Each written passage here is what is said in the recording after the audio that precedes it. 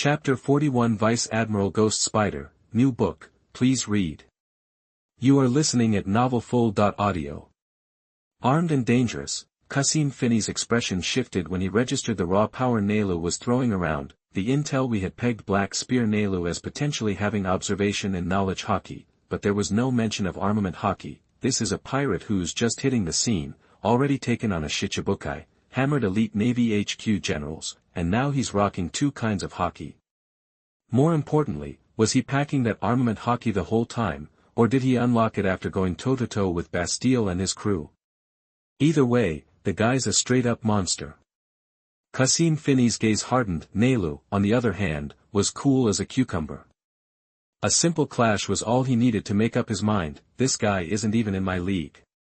And Rhodes is holding his own too. Naylu spared a glance at Rhodes, who was trading blows with the Ghost Spider, and breathed a little easier. Alright, time to try channeling hockey into these bullets. With that thought, Naylu created some distance and brought his black rifle back into play, trying to force his still clumsy hockey into the ammunition. Bang! Genos groaned as he booted another Navy grunt out of his path. Like I keep saying, I haven't officially joined these guys. Which is basically saying you're planning to go pirate, right? Captain One Yakub, a scarred-up Navy officer with a permanent snarl, gripped his oversized blade and warily eyed the black-haired man in front of him. They'd traded blows a few times already, but this guy was bizarre. Even when they landed hits, he bounced back almost instantly. If he wasn't babying that white pup in his arms, not letting it go for even a second, they'd probably be toast thanks to his freaky healing powers. He's gotta be some kind of devil fruit user. With that in mind, One Yakub subtly signaled with his lowered fingers. The Navy soldiers behind him got the message instantly. As elites from Navy HQ, they had special gear for dealing with devil fruit users, seastone weapons. Once a pirate, always a target. One Yakub roared, charging forward with his blade, his soldiers close behind, weapons raised. Seriously? Seeing the Navy ready to kill him without a second thought, Genos was starting to get ticked off. Rhodes had gotten through to him. He knew there was no truly safe place in these seas. A peaceful life was never guaranteed. He'd even been giving serious thought to joining Rhodes and his crew, but even if I go pirate, this isn't how I pictured it. Genos yanked his coat up and tied it around his chest, forming a makeshift pouch. Gently, he tucked the still sleeping Sisai inside. Grabbing two discarded weapons from the ground, Genos's eyes sharpened. Guess we're doing this. Clang, Rhodes raised, Huajo, blocking the Ghost Spider's downward slash, but the force behind the blow made Rhodes grimace. Damn, he's strong. Since completing his basic training and hitting his physical peak, this was the first time anyone had made him feel like he was struggling. Some talent, no wonder Bastille went down to you. Cigar still clenched between his teeth, Ghost Spider spoke, the smoke making Rhodes squint. But I'm not a one-sword swordsman. In one fluid motion, Ghost Spider drew a second blade from his waist and swung it at Rhodes. Soru. Rhodes instantly shot backward, dodging the blow. He glanced at his torn clothes, a grin spreading across his face. Pressure, but no way I'm losing. This is the kind of fight he needs, the kind that forces him to absorb experience and translate his training into pure combat ability. He planted his feet and lunged back at the Ghost Spider with overwhelming force, swinging, Huajo, at his head. Clang, Ghost Spider raised both swords to block the blow, his expression hardening. This kid is packing some serious power. He needs both hands to block my attacks. Rhodes didn't let up. He rained down a flurry of powerful, heavy strikes with, Huajo, boom. The Ghost Spider ducked, and Rhodes' blade slammed into the ground, leaving a massive crater. That ain't swordsmanship. The intel dealer, who was trying to scramble out of the way, watched Rhodes attack and winced. That's not how sword fights work. Rhodes was oblivious to the peanut gallery. He finally found a worthy opponent, and he was throwing everything he had into the fight. Clang. Blocking another of Rod's strikes, Ghost Spider's mouth curved into a twisted grin. Time to end this, kid. Like I said, I'm not a one-sword swordsman, but I'm not a two-sword swordsman either.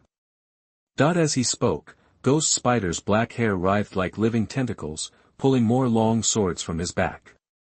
I'm an 8-sword swordsman. that his hair acted like 6 extra arms, each gripping a blade. As Rod and Ghost Spider locked swords in a deadlock, the extra blade stabbed and slashed from every direction. Rod looked up, a wild grin on his face. Fighting isn't about who has more toys. That he unleashed a burst of power, shrouding his body in a dark aura. Clang, the 6 blades crashed into Rhodes's body, producing the sound of clashing metal. You're not even bothering to imbue your swords with hockey. Rhodes stood there, completely engulfed in pitch-black hockey. The Ghost Spider's slashes were useless. Is that because you don't want to, or can't you? You little punk, the Ghost Spider snarled, black hockey flaring around him.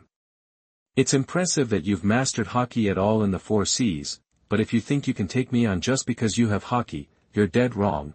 The hair on Ghost Spider's head squirmed faster, giving the illusion of 6 more arms, and unlike before, each sword was now coated in armament hockey. In the name of justice, I will destroy you all here. Chapter 42 Nia's Family, new book, please read it. You are listening at novelfull.audio. Damn it, what a ripoff. Nia and Peckinshark lugged all their new supplies into the hold. Nia was still fuming from their shopping trip in town. Relax. We still got plenty of cash. Luo leaned against the railing, engrossed in his comic book. He didn't even look up as he tried to soothe Nia's ruffled feathers. This was the most downtime he'd had in ages. Whoa, Sea Warrior Sora. Where'd you snag that, Luo? Peijin craned his neck to peek at Luo's comic, instantly hyped. Xia Qi piled in right behind him, eager to see what was so exciting. It was a serialized comic from the World Economic News, a tale of Sora, a brave warrior, leading a fusion robot and a seagull against the evil Germa 66. It was also a major propaganda tool for the world government, pushing their naval justice agenda, so it had a huge following. Set in the North Blue, the comic was even more popular there. Every kid read it, they practically grew up on it, they were no exception, total comic book junkies, and Luo was a die-hard, buy-it-on-release kind of fan. You can have it when I'm done. Luo didn't answer Peijin, just kept his nose buried in the pages. Ugh, boys are so immature. Nia rolled her eyes at the crowd of geeks. She wasn't about to borrow Luo's comic. She followed the news in the papers. Speaking of which, what's taking Rhodes and the others so long? After 10 minutes of waiting, Nia was starting to get antsy. They'd promised to grab the intel ASAP so they could hit the Grand Line. She'd even skipped haggling to get done faster. Where were they? Nia's words snapped Luo out of his comic-induced trance. A flicker of concern crossed his face. Rhodes and Neru were just supposed to gather intel. They should be back by now, especially Neru, with his encyclopedic knowledge. Even if he was snooping around, he'd be keeping an eye on the ship. He would have noticed them finishing up and rushed back. Unless something was wrong, snap, Luo closed the comic and barked orders before Peijin and Xia Qi could even protest. Something's up. Peijin, Xia Qi, weigh anchor, get ready to sail. Nia, you and Beepo, head to the North District and check things out. Whatever's going on, don't charge in. Trust Rhodes and Neru. Just bring back intel. Got it. Seeing Luo's serious face, Nia sensed trouble. Her own face hardened with resolve. Well, there you are. Just as Nia and Beepo were about to leave, a voice cut through the air, clang, Luo heard the sound nearby, and his face went white. He hadn't sensed anyone approaching. Neo. Nia's eyes glazed over, hearing the familiar voice. She hadn't seen him in almost 2 years, but she'd never forget her brother's voice. Still stunned, Nia caught a brutal kick to the gut, sending her flying off the polar ship. Damn it. Too much training lately. My body's exhausted. I didn't even feel him coming. Seeing Nia get knocked away, Luo gritted his teeth, gripping Gue Cry in one hand as a ball of blue energy crackled in the other. A blue dome enveloped everything. A grim smile tugged at Luo's lips. The ability was up. This was his turf now. Cut. Luo swung Gue Cry at the newcomer. Inside his room, he could slice anything at will, even without direct contact, *clang, Luo's eyes widened, the invisible blade slammed into Neo, but instead of slicing him open, it bounced harmlessly off. A faint black aura shimmered around Neo. It looked like a thin layer of defense, but it was enough to stop Luo's power. Armament Haki, Luo spat out the words, his eyes locked on the young man. Interesting ability, but without Haki, you can't cut me when I'm using mine. Huh. He has Haki. Why is it that color? Beepo finally registered the situation and squeaked in surprise. And he looks kinda like Nia. Idiot. That's his skin color, Peijin smacked Beepo upside the head. Sorry. He must be Nia's brother. Ignoring the clowns, Luo focused on the young man, the same tan skin as Nia, the same purple hair, even similar features, the only difference was the eyes. Instead of Nia's yellow irises, this guy had reddish-brown ones. Rhodes had said he'd mastered armament Haki young.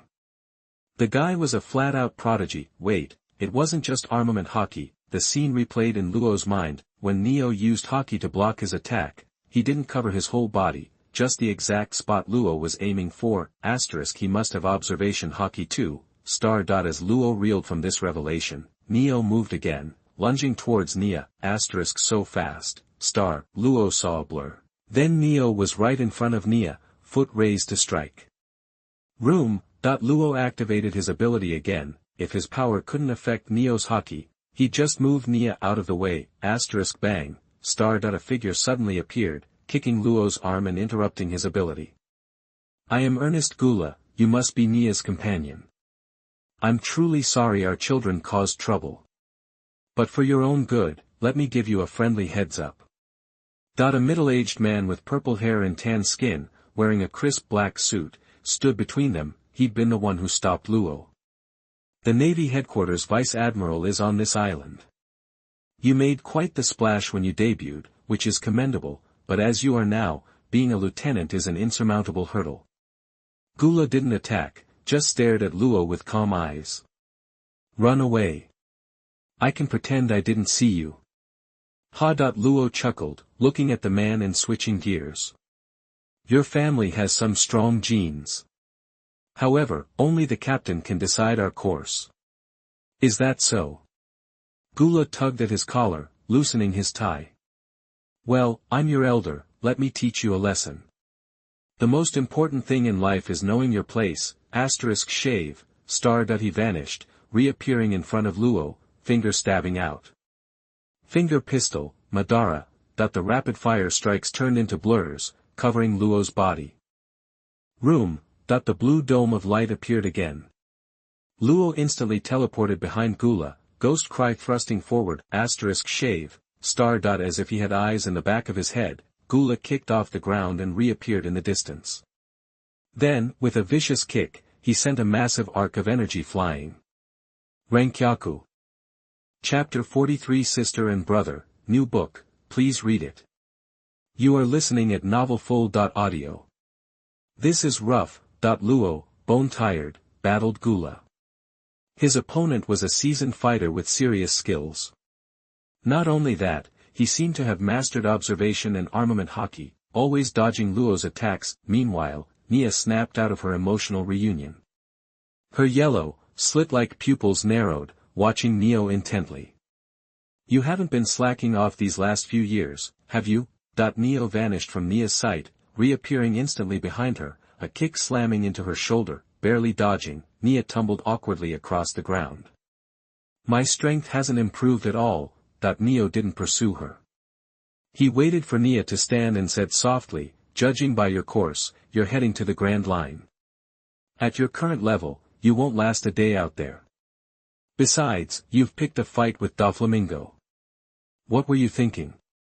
Ignorance can only go so far. Humph. Haven't seen you in ages, and you've gotten so preachy, Neo. Nia glared at her brother, a flicker of anger in her eyes, anger at herself. She'd painted Neo as a genius to Rhodes, but before she ran away, she'd always been stronger. Now, after these few exchanges, she realized with dismay that Neo had surpassed her. What have I been doing all this time? She'd claimed she wanted to break free from the family's grip, but she'd forgotten that real freedom comes from strength. You should come home. If you're worried about the king, don't be. Dawson Bourbon is dead. Dawson Flynn is the new king. Dead? Nia was taken aback. The king who'd driven her away was dead. I always called him an old man, but he was only 40, and never sick. Why the sudden death? Who knows? Neo's expression didn't change. So, you should come back with us. Vice Admiral Ghost Spider is here with us this time. He's a hardliner. I doubt any pirate on this island will escape. You might have beaten rear admirals before, but Vice Admiral Ghost Spider is on a different level. He's one of the strongest vice admirals in the Navy. Frankly, I don't see any way out for you. Looks like I'll have to take you down quickly. Nia's expression hardened. She leaned forward, a hint of a smile revealing sharp teeth, and black cat ears popped out from her head. If I haven't finished this fight by the time Rhodes deals with Ghost Spider, he'll never let me live it down. Devil fruit. Neo understood. So that's your crutch. Fruit powers alone can't close a gap like ours. I haven't seen you in years, and you've become so full of yourself. Nia appeared in front of Neo in a blur, her hand a claw, slashing out. Shave. You've learned something. Neo recognized the technique. But it's amateur hour. Leaning back to dodge, Neo kicked, connecting with Nia's chest and sending her flying. Shave. Neo appeared in mid-air, right next to Nia. The Navy's 6 powers are secret techniques taught by the Navy, physical skills that push the human body beyond its limits. Shave is considered a basic move. Mastering it requires incredible physical fitness and precise control of your strength. Once you master Shave, moonwalk comes naturally. Neo stepped in mid-air, not falling, but making bang, bang, bang sounds, as if stepping on invisible air, stopping himself completely, kicked into the air. Nia twisted her body, trying to claw at Neo, but he used moonwalk to easily evade, leaving her to fall helplessly. Looking up at Neo walking on air, Nia frowned. Master both Shave and moonwalk, an erasure kick comes naturally. Neo looked down at Nia, his voice clear. Erasure kick uses ultra-fast, powerful kicks to create a vacuum that slashes the opponent. It requires immense strength, and must be explosively powerful in a very short time. Those who master Shave and moonwalk are naturally suited for it. Perfected, this move can cleave a target in two. Like this. Neo dropped, kicked violently, and a crescent slash flew towards Nia, leaving a huge crack in the ground when she dodged it. A flaw. Seizing Neo's opening, Nia leaped forward, fists clenched, attacking fiercely. Iron body. Neo didn't evade, but braced himself, taking the punch head-on, so hard. Nia was shocked by the impact. She stepped back, retreating instantly. Neo, unfazed, spoke. Iron body is a defensive technique. By accelerating blood flow and muscle movement, you inject strength into your rigorously trained body, making it as hard as iron, impervious to bullets and blades. Then, concentrating all your power into your fingers, you strike with lightning speed, as powerful as a bullet. That's finger pistol. Neo was on Nia in a flash, poking her shoulder before she could react. Neo's finger pierced through Nia, leaving a bloody hole. Like this. Damn it. Wounded, Nia's movements faltered, but she still attacked Neo relentlessly. Finally, there's paper art, another defensive technique, but unlike iron body, which uses the entire body's power, paper art unloads all power. By sensing changes in the opponent's airflow, the body becomes as thin as paper, allowing for easy and free movement, dodging any attack. Neo stopped attacking, his body weightless, avoiding all of Nia's blows, calmly explaining, "This little punk." Nia frowned, glaring at Neo. The power gap is too wide. Her attacks are useless against Neo, who can easily hurt her. Is he trying to mock me like this? I don't need his step-by-step guidance. Chapter 44 Luo's Battle, new book, please read it. You are listening at novelfull.audio. Nia, let me give you a hand. Seeing Nia struggling and unable to land a hit, Bibo jumped in, ready to back her up. No need. Pekin grabbed Bibo. What do you mean? Nia's getting creamed out there. We should all jump in. Bibo tried to drag Pekin and Xia Qi along to help Nia. Knucklehead. Can't you see what's going on? Peijin smacked Bibo's hand away, annoyed. He's teaching her a lesson, on the spot. Huh? Really? Bibo scratched his head, watching the fight. Nia was clearly losing, unable to hurt her opponent, but the other guy wasn't going all out either. Duh. They're siblings. Wait, they are. I didn't even realize it. Didn't you notice how much they look alike? Anyone could tell their family. My bad. Bibo mumbled, hanging his head. No time for apologies. Pekin clapped Bibo on the back. Let them handle it. Xia Qi and I are going to check on Rhodes and the others. Bibo, keep an eye on Law. Law's in trouble. The captain pushed him way too hard, he's all banged up. Bibo gasped, seeing Law in danger. Let me help him. Law. Who's Law, again? Peijin grumbled, but after a quick look at both fights, she and Xia Qi sprinted toward the north side of Tiger Shark Island. This is going too far. Neo muttered, barely paying attention to Pekin and Xia Qi leaving. He glanced at his father, who was fighting Law not far away. I hope you don't see through this. Easily dodging Nia's attack, Neo thought back to his childhood. He had always admired his sister. She was curious about everything, brave, always dragging him along to find fun and delicious things. She was rebellious too, never following their father's orders, always causing trouble. But those were happy times. As they grew older and started their family education, his sister's smile faded. She argued with their father constantly, until she finally left home quietly. After that, he took her place, handling all the family affairs. He finally understood why she and their father had fought so much. But he didn't have the guts to leave the family like she did. He just let himself go along with his father's plans and got drawn into the endless darkness. But because of that, he now had the power to protect his sister. If she really didn't want to come back to the family, she should at least get stronger. This sea is dangerous. I just wonder how much she'll actually learn. Avoiding another attack from Nia, Neo thought to himself. Your ability is pretty unique. Gula clenched his fists, staring at Law.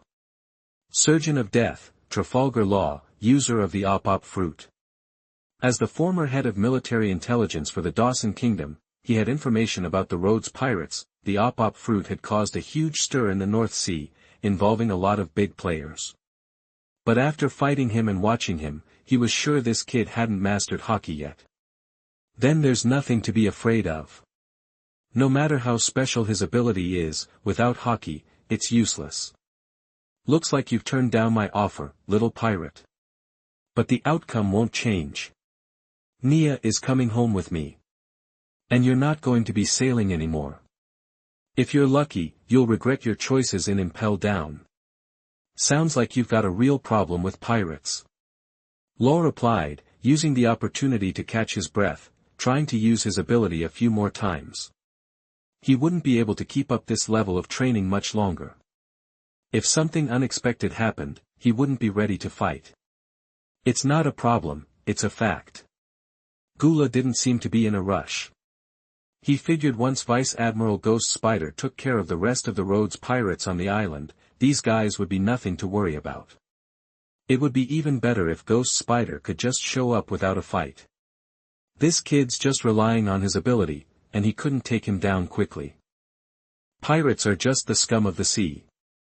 Whether they're dreamers or desperate people, they're all garbage. Even the 7 warlords are just hiding behind the world government's flag. And our Ornest family has served the world government for generations. We're even more respected than the Dawson Kingdom's royal family. Oh. So that's why you're such a jerk. Law smirked at Gula's arrogance. You so-called authority figures always act so high and mighty, like your gods looking down on us. Law thought of his hometown, Flevence, the White Town. It was the greed of the nobles and the royal family that caused that tragedy. The world government and the navy just ignored it. Every corner of the world had a town like Flevence, and people like him. And sooner or later, thousands of those people would come together and have enough power to turn the world upside down. And there are people like Rhodes. But you don't know that even gods in the sky can be brought down by the people on the ground. Gula's expression flickered, but then returned to normal, and he sneered. You'll see. A blue circle of light instantly covered the area. Room. Batten, the heavy barbell on the deck flew up and smashed towards Gula. That slow attack isn't going to hit me. Shave. Gula flashed in front of Law, raising his leg to kick, the barbell falling behind him. Schwa, just as Gula was about to attack, Law disappeared, replaced by the barbell, and Law appeared behind him, his sword aimed at Gula's back. Too slow. Gula shouted, accelerating his attack instead of stopping. He kicked the barbell in front of him, hooking it with his instep as he turned, using his left foot as a pivot, and fiercely threw the barbell back at Law. What a weird move. Law felt a headache coming on. He changed his attack, swinging his sword to cut the incoming barbell. But that gave Gula another chance. He closed in again, aiming a powerful elbow strike at Law, a layer of hockey around his elbow. Ah! Bibo came crashing down from the sky, kicking Gula away. Where'd this bear come from? Gula dusted off the footprint on his chest, glaring at Bibo. I'm a polar bear. Bibo roared, getting back into a fighting stance. Chapter 45, Together. New book, please read it. You are listening at novelfull.audio. Tiger Shark Island, North District, bang. The Ghost Spider's brutal hit sent Rhodes flying like a cannonball, smashing through several shops. Wood and stone shattered, then he crashed into the rubble in a cloud of dust. Whoosh. Rhodes burst out of the debris, weapon gripped tight, charging at the Ghost Spider with relentless force. This little devil, Ghost Spider blocked Rhodes' attack, feeling a monstrous power surge from the weapon into his own hands. He's stronger than before, Ghost Spider thought. Rhodes' technique was raw, his experience lacking, his reaction slow, but his sheer physical power was undeniable. With his life return ability, Ghost Spider controlled his hair like 6 extra arms, each wielding a sword, a unique 8-sword fighting style. Most foes couldn't withstand even 2 of his blades, let alone 8, but this kid was different. Ghost Spider used 2 swords, plus his own hands, just to resist Rhodes' raw power. He couldn't just block it with his bare hands anymore. Ha! Rhodes grinned, seeing the Ghost Spider struggle. Yeah, fighting is the fastest way to get stronger, especially against someone this tough. Even after this short exchange, Rhodes could feel his control over his power improving. His body wasn't stronger, but he could unleash more force in combat. The Ghost Spider's reaction proved it. Before Ghost Spider could launch an attack with his other 4 arms, Rhodes took a half step back. His strength advantage allowed him to retreat more easily. Then, he lunged forward again, jet black hockey swirling around his weapon. My hockey flows still kinda jerky. Feeling the hockey on his body and weapon, Rhodes thought, then slashed. He'd managed to awaken armament hockey and train for days, but it would take time to use it smoothly in a fight, especially wrapping it around a weapon, which was a whole different ballgame than just coating his body. Kid, you've got some hockey. Ghost Spider's swords were also hockey infused, but unlike Rhodes, he was a master of its use. In an instant, all 8 swords were coated in hockey, and unlike Rhodes' simple coating, Ghost Spider seemed to blend his hockey into the weapons, even turning the blades black. They say Azuras have 3 faces and 6 arms. Those with 8 are 8-armed Azuras. Ghost Spider spread his arms wide, jet black hockey surging. Each hair arm held a blade, making him look like a demon from hell. Is he quoting poetry?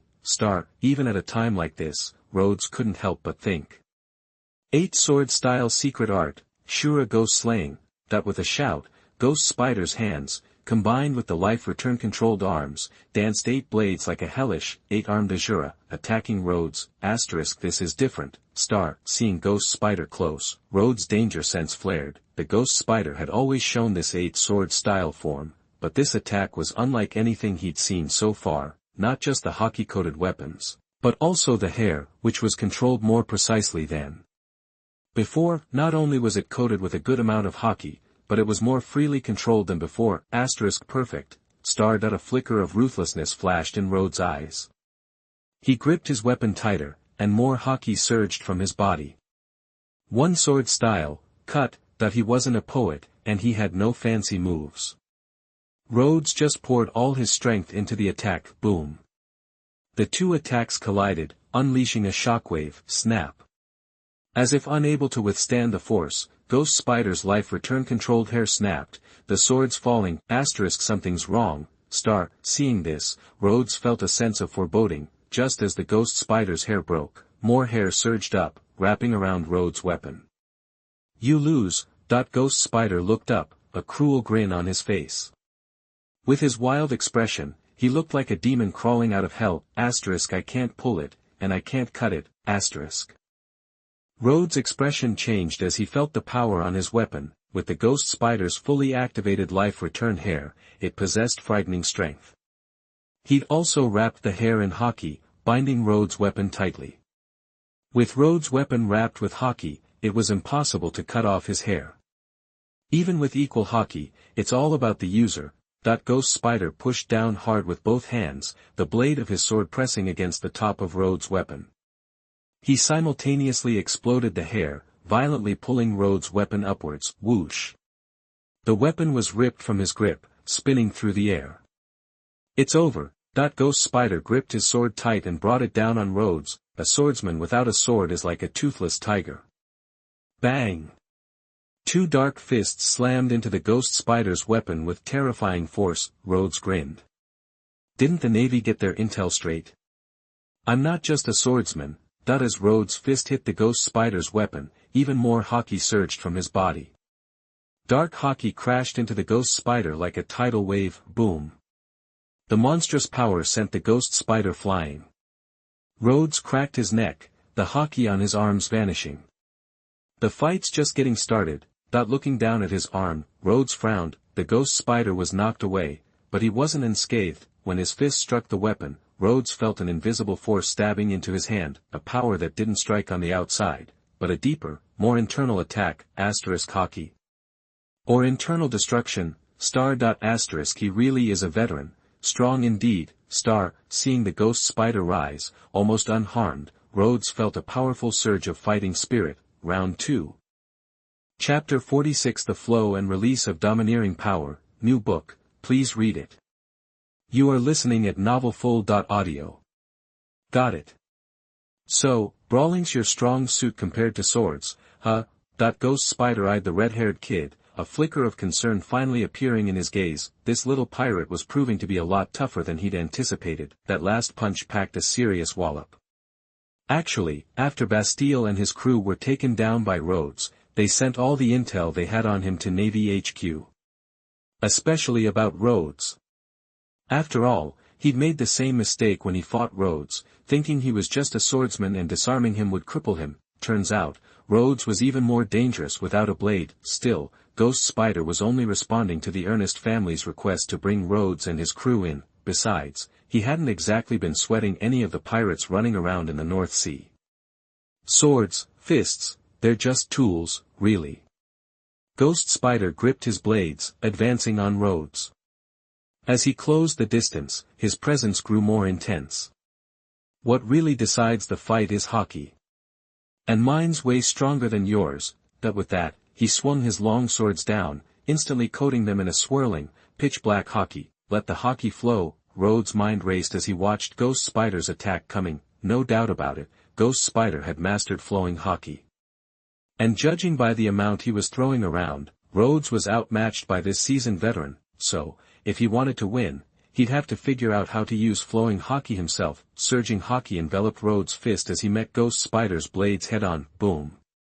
Fighting bare-knuckled made Rhodes way more dangerous. After blocking the Ghost Spider's attack, Rhodes pulled his fist back, dropping low and closing the gap. The hockey in his fists dispersed, then instantly reassembled at the soles of his feet. Bang! He stomped, using hockey to launch himself off the ground with explosive force. Hockey surged through his body, gathering in his fist and turning it a solid black. Boom! A brutal uppercut slammed into Ghost Spider's jaw, followed by a sickening thud. Ghost Spider had armored his chin with hockey at the last second. Rhodes' eyes gleamed, and he quickly dodged the counterattack, then threw himself forward again, flowing hockey rippling around him like black flames. Clang, clang, clang, clang. Rhodes rained down a series of blows, meeting Ghost Spider's swords in a whirlwind of sparks and ringing metal. Each time he attacked, he channeled all his hockey into his fists for maximum power. And when he couldn't dodge, his observation hockey allowed him to anticipate the Ghost Spider's attacks, focusing all his hockey on the impact point to defend. Most fighters, if they're low on hockey, will focus it all on offense, leaving their defense vulnerable. Hockey masters, on the other hand, have enough hockey to cover their entire bodies, creating an impenetrable, 360-degree shield. Offense and defense are equally flawless, but there's a catch. You only have so much hockey to go around. Spread it too thin, and you weaken its intensity. That's fine against run-of-the-mill opponents, but against an expert, a full-body hockey coating is just asking to get wrecked. A true master adapts, shifting their hockey distribution based on the situation. It's not easy, it requires insane control. Even masters wouldn't pull something as risky as what Rhodes was doing, gathering all his hockey in one place. To pull that off, you need absolute control of the fight. One slip-up, and it's game over. Rhodes was only able to pull off such a ballsy move because his observation hockey was off the charts. He'd been training it since he was a kid. He hadn't reached the point of seeing the future, but he'd honed it to an unbelievable degree, allowing him to predict his opponent's moves and fight with such reckless abandon. That's it. Feeling the hockey flowing freely, Rhodes' grin widened. Constantly using observation hockey was making him razor-focused, and mastering flowing hockey was pumping him full of adrenaline. Let hockey flow according to your will, shifting its concentration based on the rhythm of the battle. Use observation hockey to instantly transition between offense and defense, squeezing every last drop of power from every bit of hockey. That's similar to Nen. Even in the heat of battle, Rhodes couldn't help but think about it. Constant fighting, honing his skills, tempering his hockey. That's training. Releasing and wrapping the hockey around the body is like 10. Letting the hockey flow freely and shift its concentration. That's flow. Gathering large amounts of hockey to boost both attack and defense. That's strengthen. If that's the case, even with all these random thoughts swirling in his head, Rhodes maintained his rhythm. His observation hockey precisely predicted the Ghost Spider's attacks, and his flowing armament hockey was becoming more fluid. There's no reason why I couldn't release hockey. Bang! Rhodes' darkened fist clashed violently with Ghost Spider's slash again. Hockey surged around his body like flowing flames as Rhodes unleashed a furious assault, reflecting off Ghost Spider's face, which was now as black as night. As the fight wore on, Ghost Spider's murderous intent grew. This red-haired punk was getting stronger by the minute. At first, he was just a kid with a strong body but no real idea how to use it. Now, he was becoming a legitimate threat. He could thrive even in the second half of the Grand Line. Why are there always so many pirates like this? Why are there always people standing in the way of justice? The blade flashed, reflecting light on Rhodes' head. Looking at that red hair, another face suddenly flashed through Ghost Spider's mind. Same red hair, same young age with terrifying strength. Could this kid turn into another red hair? There's an opening. Rhodes' eyes flashed. The hockey around him surged, concentrating in his arms. I can release my hockey. Release it outwards and tear apart the enemy. This move is called Sky Split. As Rhodes swung, the hockey built up in his fist exploded outwards like a shockwave, slamming into Ghost Spider's chest before he could react. The next second, Rhodes' fist connected with Ghost Spider's chest. Bang! Ghost Spider flew backwards, spitting blood. Please everyone, please read it.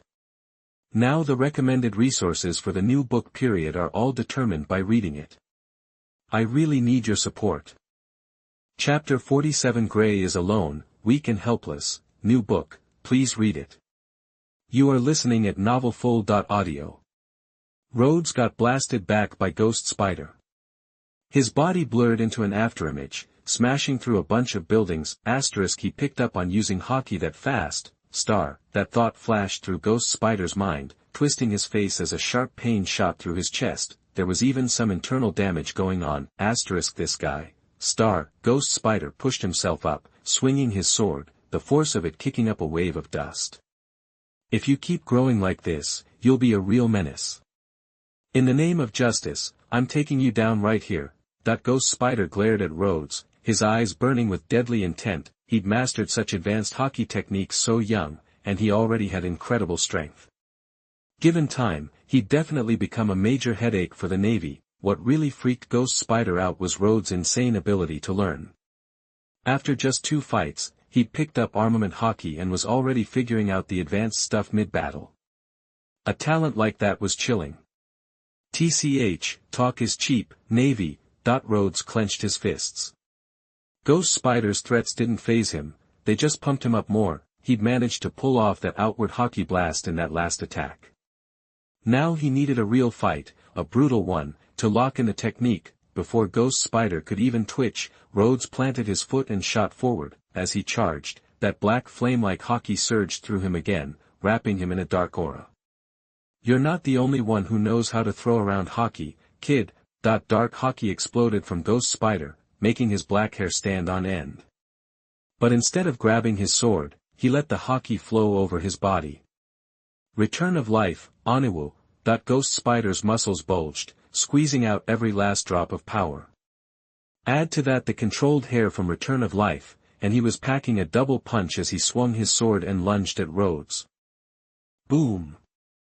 Before Rhodes' fist connected with Ghost Spider's blade, 2 invisible forces crashed together in the air. A shockwave ripped outward, whipping Rhodes' red hair. That's the stuff. You're a real powerhouse, Navy. The impact only stoked Rhodes' fighting spirit. He was completely fired up. He hadn't expected a lieutenant general who was barely a footnote in the original story to be this strong. Just what I wanted. Be my grindstone, let's go, star. Hope nobody saw me. Not far from the polar tang, Gray was lurking in the trees, a look of concern on his face as he watched the fights unfold. He'd been out shopping with Nami and the others.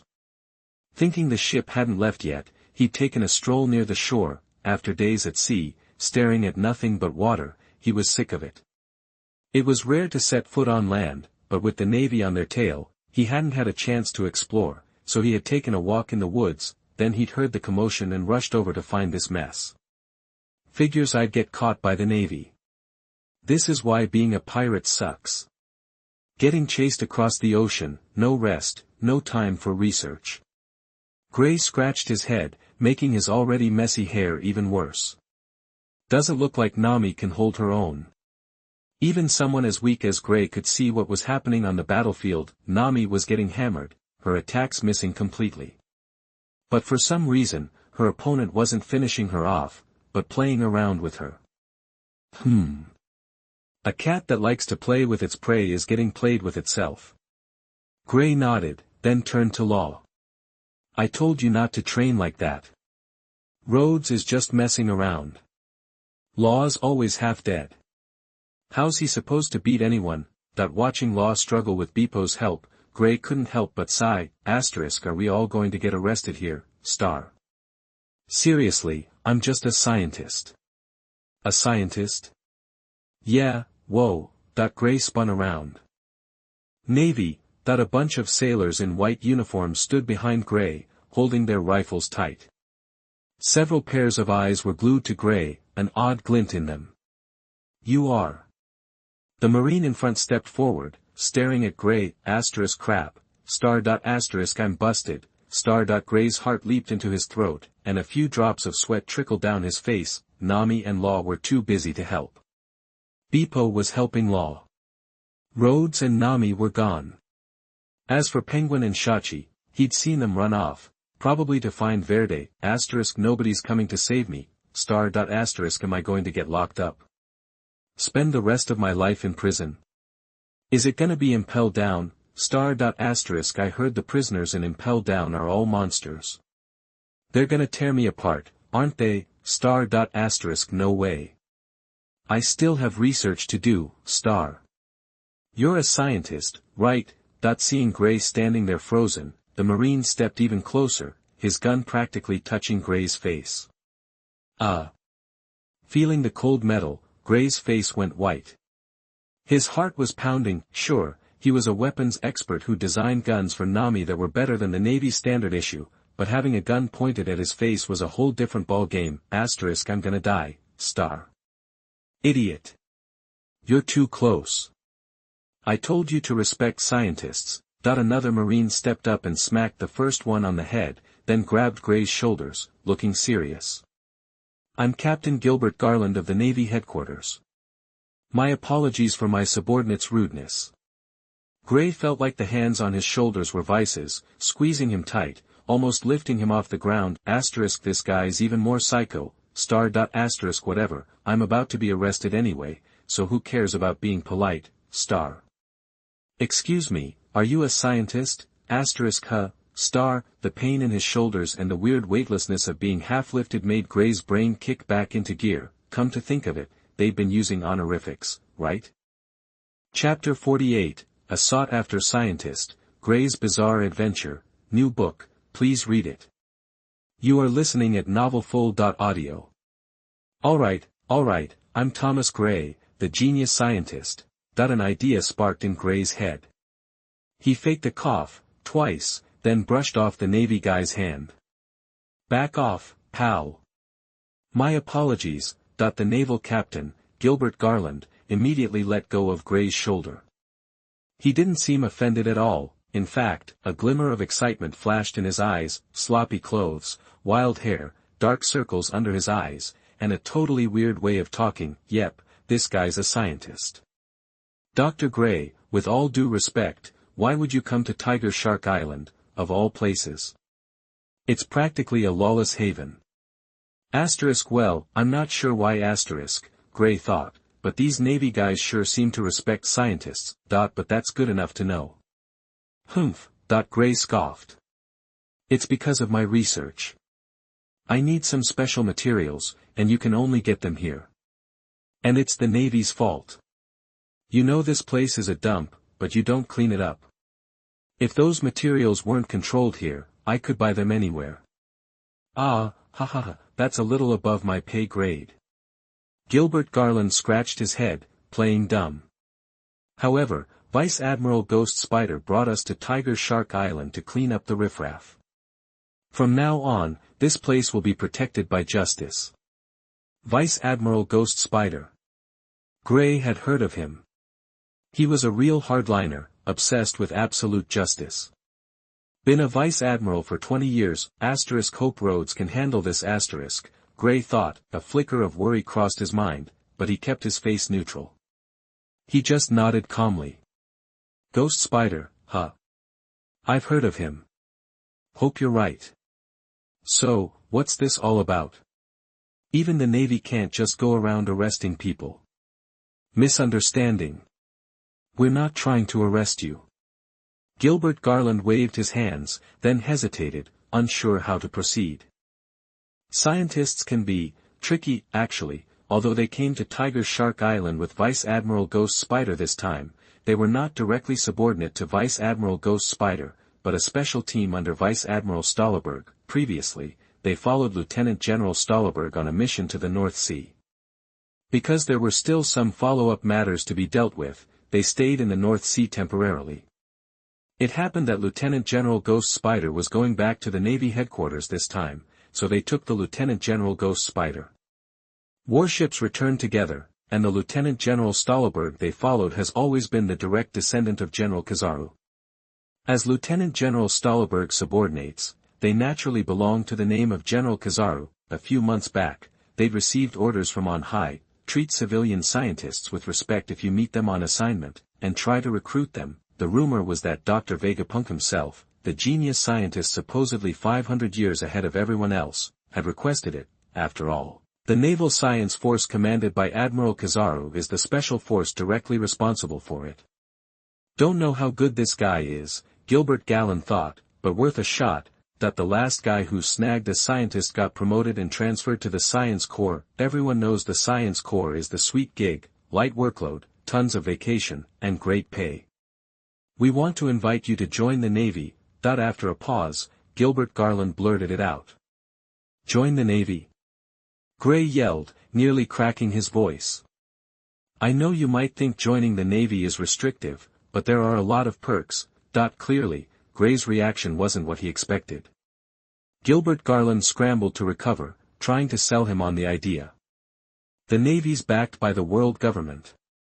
We've got the best research facilities to support your projects. Plenty of funding so you don't have to worry about money. And we can get you any special materials you need.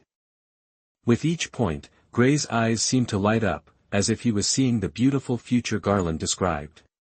And that's not all. We've got the world's top scientist, Dr. Vegapunk. You could join his lab and work on cutting-edge tech with him. Seeing that he had Gray's attention, Gilbert Garland pressed his advantage. Every scientist looks up to Dr. Vegapunk, who represents the world's strongest technological level, and looks forward to researching with him. Vegapunk. Gray froze at the name. The excitement drained from his eyes, and he snapped out of his daydream. I'll think about it. What just happened, Gilbert Galland thought, looking at Gray who had regained his calmness, was filled with doubts. He was completely confused by the scene he described, so why did he calm down after mentioning Dr. Vegapunk? Glancing at Gray again, a flash of lightning suddenly flashed through Gilbert Galland's mind. Got it. This is a very conceited scientist. He was unwilling to join Dr. Vegapunk's team, but wanted to enjoy the same status as him. Gilbert Galland was full of excitement, thinking that he had guessed Gray's idea. Although this scientist named Thomas Gray could never reach the level of Dr. Vegapunk, since he had such conceit, he should at least have a considerable level of scientific research. Time for a promotion. That's all that mattered to Gilbert Garland now. He bowed slightly, then looked up at Gray, sincerity plastered on his face. Dr. Gray, please, give us a chance. At least come see our warship. It's got the latest tech. You're a scientist, you must have heard of it, the new Navy warship that can cross the calm belt, right through the Sea King's nesting grounds. Gray's mind raced. There are two main problems to overcome in order to sail in the calm belt. The first is how to avoid the attack of the giant Sea Kings. The second is how to sail in the absence of wind. Sailing in a windless environment isn't so bad. My own tech can do that, though not for long. But I don't have a clue how to avoid the Sea Kings. If I could learn their tech, maybe I could upgrade the Polar and we could cross the calm belt freely. Chapter 49 Gray's Bizarre Adventure, new book, please read it. You are listening at novelfull.audio. Gray repeated the mantra to himself, this is for Polar, not just for me. Then, head held high like a proud, arrogant scientist, he addressed Gilbert Galland. Lead the way. I'm eager to see what kind of cutting-edge technology your Navy's mastered. Gray's performance delighted Gilbert Galland, rather than angering him. Perfect, Right this way. He waved to two Navy soldiers to lead them and personally escorted Gray toward the coast. Don't worry, we'll have those pirates rounded up in no time. If you're lucky, you might even catch another glimpse of them on the warship. Gilbert Galland noticed Gray's gaze fixed on the ongoing battle and offered the reassurance, not wanting to scare off the scientist he'd finally landed. I know, Gray replied. He glanced at Luo locked in combat with Bepo, then at Nia, who was closer. Go get them, purple-haired lady. Gray shouted, cheering her on. Gilbert Galland looked from Nia in her orange sportswear to Neo, who resembled her by at least 80% but wore a dark suit, and shook his head. Typical scientist. So focused on his work, he can't even tell the genders apart. Although, Mr. Neo is undeniably handsome. Dr. Thomas, you're mistaken. They look alike, but Mr. Ernest is a man. Ahahaha, really? My bad, I didn't realize, Gray chuckled, winking rapidly at Neo when her eyes met his. Get the message. Remember to bail me out later, star. Are your eyes bothering you, Dr. Thomas? Gilbert Gallen asked. Perhaps you're getting blinded by the dust. Let's get moving. He led Gray away from the fray, heading toward the north coast where the warship was docked, not suspecting anything. Caught, Nia wondered, processing Gray's message. But he doesn't look like he's under arrest. More like he's been invited. She couldn't shake the weird feeling looking at Gray being escorted with such care. Did those Navy guys make a mistake or something? Still spacing out in the middle of a fight. Neo scolded, closing the distance. He formed a calyx shape with his hands and slammed them into Nia. The impact knocked her off balance. Use your body to truly feel the power of armament hockey. This kid isn't cute at all anymore. Nia thought, a mix of relief and bitterness washing over her. Now's not the time to dwell on that. Regaining her composure, Nia flipped in the air, landed lightly, and launched herself at Neo with a powerful punch. She had the devil fruit's power under relatively good control. Next up was figuring out how to truly unleash its potential and master those Navy 6 styles fighting moves. This is our warship. A pinnacle of the Navy's technology and firepower. Gray trembled as he gazed at the behemoth before him. This is the kind of warship I want to build. It was unlike any Navy warship he'd seen before. It dwarfed all others. Not to mention the gun turrets dotting the hull. If that terrifying warship unleashed its full might, it could obliterate a small island. Gilbert Gallen smiled, seeing Gray's excitement. He felt like he had everything under control. Allow me to give you a tour. Let's go. Gray nodded eagerly, practically dragging him aboard. Gilbert Gallen proudly showed Gray around the warship, enthusiastically, if a little exaggeratedly, highlighting its firepower. And this is the core power area of the warship. It's crucial for navigating the calm belt. Finally, Gilbert Gallen led Gray below deck and pointed to a door. Gray had been completely absorbed by the warship's firepower, but now he recalled the secret he was after. No unauthorized personnel allowed in here, Captain Gilbert Gallen. A burly, middle-aged man in dark blue work clothes sat near the door. He addressed Gilbert Gallen without any pretenses. It's all right, Mr. Luca. Dr. Thomas is a scientist who has decided to join us.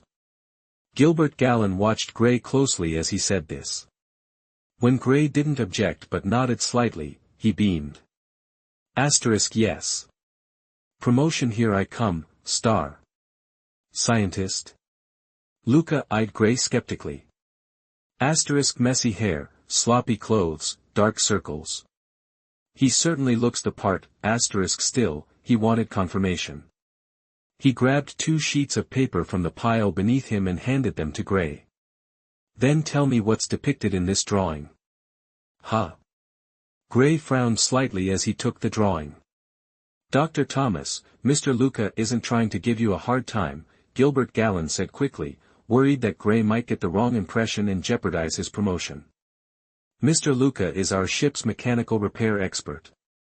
His team maintains and repairs the warship during voyages. This is a very important core power area, so Mr. Luca is simply. Gray raised a hand, cutting off Gilbert Gallen's babbling. What a brilliant design. Using a turbocharger to boost power like this can generate over 3 times the original output with the same consumption.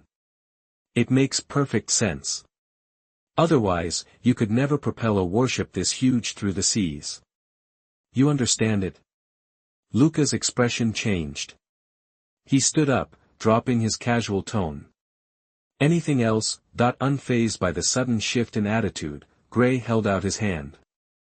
Here's everything. Luca pulled up a stool for Gray and laid out all the relevant drawings. His manner was even more deferential than Gilbert Gallen's. He was 42, and had maintained warships in the Navy for 20 years. But he yearned to participate in research and development. It wasn't just Gilbert Gallen who wanted to climb the ladder. Luca did too. Chapter 50. Whatever doesn't kill me will make me stronger. New book, please read it. You are listening at novelfull.audio. On the North District battlefield. Boss Rod, Pei Jin and Xia Qi arrived just in time to see Rod laying a beatdown on Ghost Spider. Rod was engulfed in a dark, fiery aura. Every clash with Ghost Spider sent shockwaves rippling outwards. Wait, their attacks aren't even connecting. Pei Jin rubbed his eyes, not quite believing what he was seeing. Rod's fist never actually hit Ghost Spider's blade, but the force of their blows created these insane shockwaves that spread out like crazy. I don't know how it's happening, but it's awesome. Go, Boss Rod, Xia Qi nodded enthusiastically. Neru, get them back to the ship. After another exchange, Rod jumped back and shouted to Neru. Damn pirates! Ghost Spider looked furious. He hadn't just failed to take down the pirate captain, but his entire squad of marines had been wiped out. Got it. Neru nodded and kicked the two tied-up figures lying at his feet towards Pei Jin and Xia Qi. What's this? Pei Jin instinctively caught one of the figures, looking confused. Power users. Neru said. Pei Jin's face lit up like he'd found gold. They grabbed one each and happily followed Neru back towards the polar. No need to worry about Boss Rod. Let's go, Genos. Neru called to Genos, who was standing amid a pile of defeated marines, puffing on a cigarette. Only Ghost Spider's lieutenant was still standing. Genos had taken care of the rest. A new crewmate? Pei Jin thought, eyeing Genos. He looked strong. Smoke obscured Genos' face, but Pei Jin could see a faint red glow in his eyes. His clothes were torn and bloodied, but Genos himself didn't have a scratch on him. He'd taken down all those marines without getting hit. Pei Jin was impressed. Woof woof, dog barking. A tiny white puppy popped out of Genos' bag and started licking his face. What a contrast. 1 second he was a badass, the next he was a softie with his dog. Alright. I gotta be careful. Genos rubbed the puppy's head, his eyes softening, then took a long drag of his cigarette and exhaled slowly. But being out with guys like you won't be so bad. He flicked the cigarette butt, extinguishing it on the back of his hand, then clapped the dust off his hands and looked at Rod, who was still facing off against Ghost Spider. Don't get killed right after I join, Captain. So cool. Pei Jin and Xia Qi's eyes widened at Genos' method of putting out the cigarette, so casual, but so cool. No way. I won't lose. Rod laughed, seeing them heading back to the ship. He sounded confident. 10 minutes. End the fight. Neru glanced back at Rod, gave a slight nod, and led the others towards the shore. Ended in 10 minutes. Ghost Spider scoffed and charged at Rod, focusing his enhanced haki on his weapon for a powerful strike. Don't get cocky, kid. You're getting desperate. Rod blocked Ghost Spider's attack, feeling the increased haki. He grinned. The fight had reached its climax. The opponent couldn't hold back, but that meant his haki was spread thinner. Typically, haki users don't use all their haki for attacking. They keep some around their body for defense. No matter how much you train, there are limits to the human body. Haki is required to defend against haki. Rod, who had just awakened his haki, could compete with Ghost Spider due to his solid foundation and quick learning. He had mastered advanced haki usage and could hold his own. His observation haki was also incredibly advanced. He wasn't quite seeing the future, but he was close. Combined with his smooth haki technique, he could anticipate Ghost Spider's moves and allocate all haki for attack or defense as needed. Rod knew Ghost Spider's observation haki wasn't as good as his. To overwhelm him in attack, Ghost Spider had adopted the extreme fighting method of abandoning defense and focusing all haki on attack. Impatience leads to mistakes. He's going down. Rod thought. He wasn't rushing to exploit Ghost Spider's weaknesses. Haki practice takes time. You need to build courage and increase haki power through battles, and the elite Lieutenant Commander Ghost Spider was a worthy opponent. Rod's fist collided with Ghost Spider's weapon again. The stinging pain in his fist and the destructive force running through his arm made him almost laugh. He hadn't felt this kind of pain in a while. His strong body quickly recovered from the minor injuries, but they were still impactful. Bang! Rod threw another punch. The force reverberated through the town. Less intense. Rod frowned slightly, feeling the opposing force. No. I've gotten stronger, that is whatever doesn't kill me makes me stronger ability was working again. Rod jokingly called this ability, sit-ups, but it was more powerful than that. It didn't require a process like sit-ups to activate, it could work even during a fight. Activation required, point 1. Rod had to be harmed, 2. Rod had to survive, 3. Rod had to recover from the damage. When these conditions were met, Rod's body became more powerful in every way: strength, speed, agility, defense, endurance. It was a physical leap.